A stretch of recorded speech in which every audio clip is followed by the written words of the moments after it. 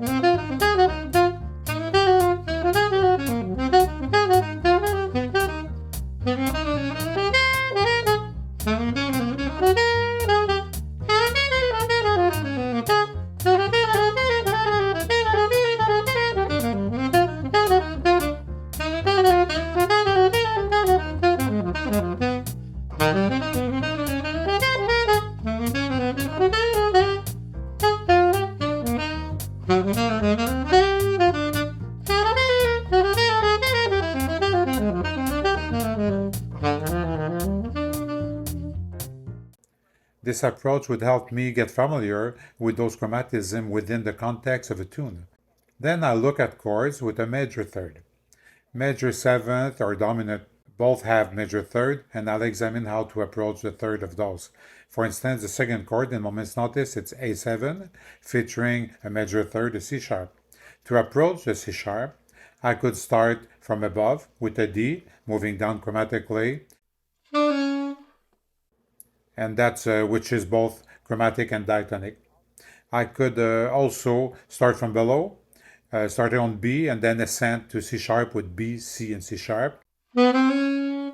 For demonstration purposes, let's settle on the first pattern, D, B, C, C sharp, showcasing a straightforward yet effective chromatic approach to major thirds.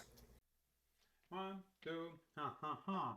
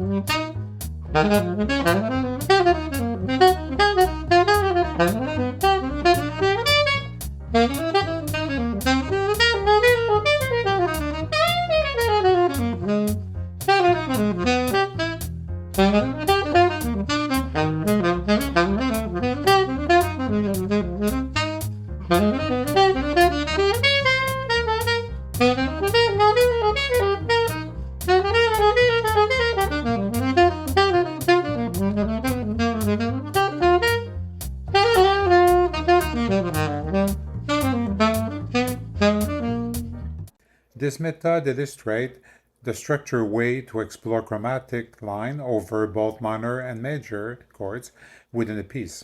This method works for both dominant and major chords, and the key to master this chromatic approach is to first understand it completely within the context of a song, particularly one with subsequence to 5.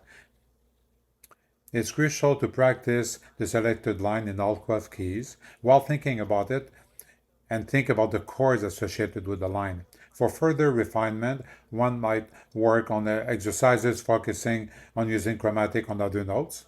For instance, you could go in B flat, you could go to the 5th, and could go to the 3rd. Let me show you some examples of this. This line shows how chromatism can be used to create tension and release, leading smoothly into the resolution. This line demonstrates a nice chromatic descent working exceptionally well over major chords, showcasing the nuanced way chromatism can enrich harmonic resolution. There is a variety of lines and motifs in music, some became cliché through their frequent use. As you immerse yourself in music, you'll naturally encounter these. However, when working on those new concepts, it's beneficial to focus on a specific line or idea rather than adopting a broad play chromatically approach unless you're an advanced player.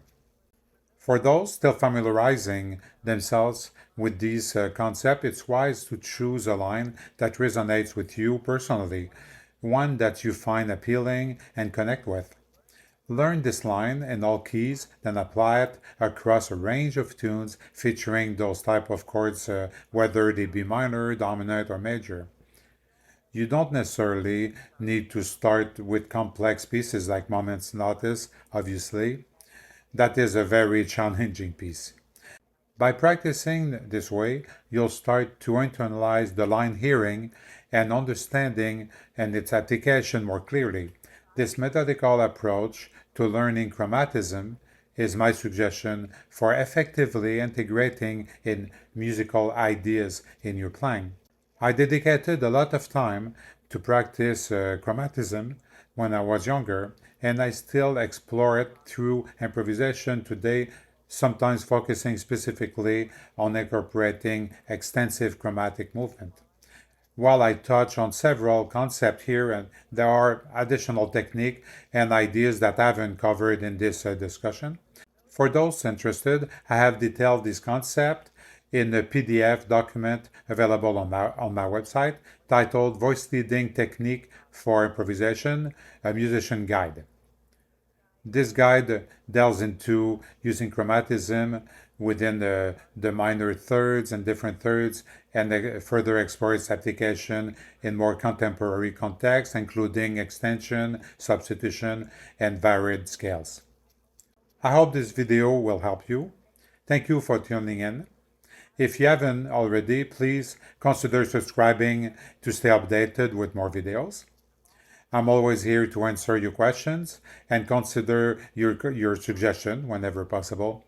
Don't forget to like the video if you find it helpful. Have a great musical day.